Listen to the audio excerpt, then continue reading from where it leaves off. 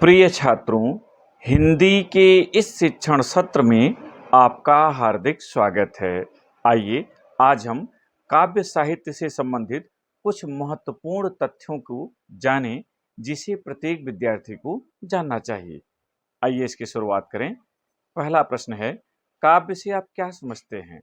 उत्तर, काव्य उस छंदोबद्ध एवं लयात्मक साहित्यिक रचना को कहते हैं जो श्रोता या पाठक के मन में भावात्मक आनंद की सृष्टि करती है। संकुचित अर्थ में काव्य का अर्थ कविता से लिया जाता है, जबकि व्यापक अर्थ में काव्य के अंतर्गत गद्य पद्य से संबंधित संपूर्ण साहित्य आ जाता है। काव्य के मुख्यतः कितने भेद होते हैं? काव्य के मुख्यतः दो भेद होते हैं, श्रव्य काव्य और दृश्य काव्य। श्रव्य काव्य से आप क्या समझते हैं? जिस काव्य का आनंद सुनकर या पढ़कर ग्रहण किया जाता है उसे श्रव्य काव्य कहते हैं। दृश्य काव्य से आप क्या समझते हैं? जो अभिनय के माध्यम से देखा और सुना जाता है वह दृश्य काव्य कहलाता है, जैसे नाटक। श्रव्य काव्य के कितने भेद होते हैं? श्रव्य काव्य के दो भेद होते हैं, प्रबंध काव्य और मुक्तक काव्य। प्रबंध काव्य से आप क्या समझते हैं? प्रबंध काव्य के छंदों में पूर्वापर संबंध होता है। इसमें एक धारावाहिक कहानी होती है। यह कई सर्गों में विभक्त होता है। नायक या नायिका के माध्यम से किसी विशेष उद्देश्य, घटना या क्रिया का काव्यात्मक वर्णन प्रबंध काव्य कहलाता है, जैसे गोस्वामी तुलसीदास कृत श्री रामचरित मानस। मुक्तक काव्य से आप क्या समझते हैं? मुक्तक काव्य के छंद अर्थ की दृष्टि से स्वतंत्र होते हैं। उनमें पूर्वापर संबंध आवश्यक नहीं होता। सभी छंद स्वयं में ही पूर्ण होते हैं, जैसे कवि बिहारी की बिहारी सतसई। प्रबंध काव्य के कितने भेद होते हैं? प्रबंध काव्य के दो प्रमुख भेद होते हैं, महाकाव्य और खंड काव्य। इसके अतिरिक्त आख्यानक गीतियां भी एक भेद के रूप में मानी जाती हैं। मुक्तक काव्य के कितने भेद होते हैं? मुक्तक काव्य के दो भेद होते हैं, गेय मुक्तक और पाठ्य मुक्तक। महाकाव्य से आप क्या समझते हैं? लंबे कथानक पर आधारित, कई सर्गों में विभक्त, किसी लोकप्रिय नायक तथा अन्य पात्रों के चरित्र चित्रण पर आधारित काव्य महाकाव्य कहलाता है। इसमें लोकादर्श, उदात्त शैली एवं तात्कालीन संपूर्ण सामाजिक परिवेश का चित्रण होता है। इसमें किसी एक रस की प्रधानता होती है तथा अन्य रसों का भी योग होता है। कई अलंकार, छंद, प्रकृति चित्रण आदि से यह सुसज्जित होता है, जैसे जयशंकर प्रसाद कृत कामायनी। खंड काव्य से आप क्या समझते हैं? खंड काव्य में नायक के जीवन के व्यापक चित्रण के स्थान पर उसके किसी एक पक्ष का चित्रण होता है, किंतु यह महाकाव्य का संक्षिप्त रूप नहीं होता, बल्कि अपने आप में पूर्ण होता है, जैसे पंचवटी, हल्दी घाटी, आलोक वृत्त आदि। आख्यानक गीतियां क्या हैं? महाकाव्य और खंड काव्य से भिन्न पद्यबद्ध कथाएं आख्यानक गीतियां कहलाती हैं। इसकी भाषा सरल, स्पष्ट और रोचक होती है, जैसे झांसी की रानी। गेय मुक्तक से आप क्या समझते हैं? जिस काव्य में हृदय के भावों की अभिव्यक्ति गेय छंदों के रूप में होती है उसे गेय मुक्तक कहते हैं। इसे गीत या प्रगीत काव्य भी कहते हैं। इसमें भाव, प्रवणता, सौंदर्यमयी कल्पना, संक्षिप्तता एवं संगीतात्मकता प्रमुख होती है, जैसे महादेवी वर्मा की गीत। पाठ्य मुक्तक से आप क्या समझते हैं? पाठ्य मुक्तक काव्य में विषय की प्रधानता होती है। इसमें किसी प्रसंग को लेकर भाव, विचार या रीति का वर्णन किया जाता है, जैसे कबीर, तुलसी, रहीम के दोहे आदि। गीत का अभिप्राय स्पष्ट कीजिए। स्वर, शब्द, तुक, लय, ताल आदि से युक्त गान ही गीत कहलाता है। प्रतीक से आप क्या समझते हैं?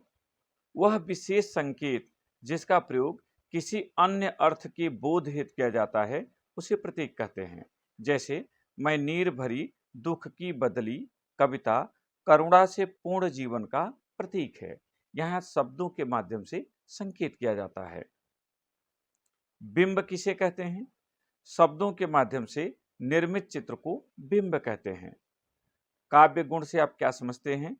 काव्य के वे धर्म जिनसे रस के उत्कर्ष में सहायता मिलती है गुण कहलाते हैं। काव्य गुण के कितने भेद माने गए हैं? काव्य गुण के 3 भेद माने गए हैं, ओज गुण, माधुर्य गुण और प्रसाद गुण। ओज गुण से आप क्या समझते हैं? काव्यास्वादन से हृदय में उत्साह, उमंग, आवेश, स्फूर्ति आदि का संचार होना ओज गुण कहलाता है। वीरस, रौद्र रस आदि में ओज गुण होता है। माधुर्य गुण से आप क्या समझते हैं? काव्यास्वादन से हृदय में मधुरता का संचार होना माधुर्य गुण कहलाता है। श्रृंगार, वात्सल्य रस आदि में माधुर्य गुण होता है। ध्यान दीजिएगा, श्रृंगार को इस तरह से आपको लिखना है, फॉन्ट न होने के कारण यहाँ इसका प्रयोग किया गया। आप ऐसे भी लिख सकते हैं, ऐसे भी अगर आप श्रृंगार लिखते हैं तो उसे भी सही माना जाएगा। प्रसाद गुण से आप क्या समझते हैं? काव्यास्वादन से हृदय में शांति का संचार होना और चित्त की प्रसन्नता की अनुभूति प्रसाद गुण कहलाता है। शांत रस आदि में प्रसाद गुण होता है। काव्य दोष का आशय स्पष्ट कीजिए।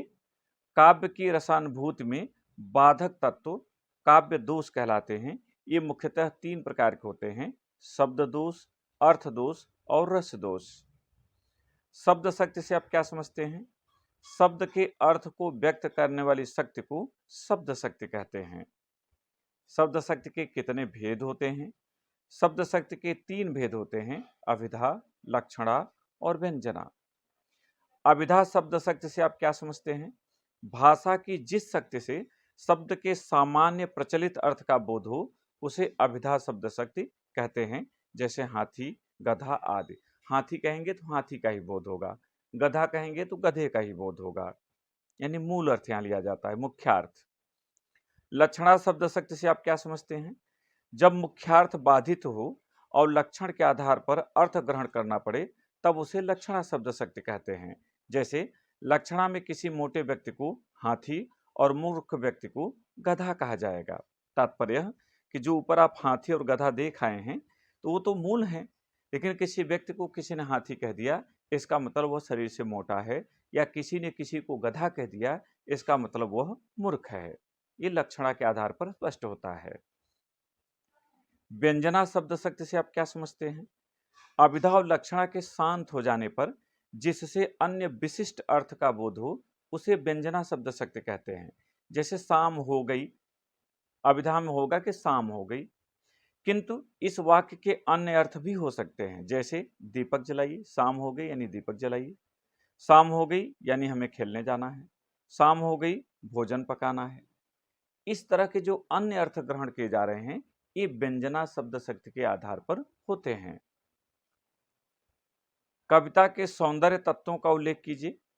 कविता को प्रभावोत्पादक, हृदय स्पर्शी एवं आनंददायक बनाने वाले तत्व कविता के सौंदर्य तत्व कहलाते हैं। ये निम्नवत हैं। पहला, भाव पक्ष।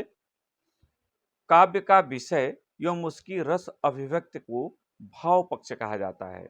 इसे काव्य की आत्मा भी कहा जाता है। कला पक्ष।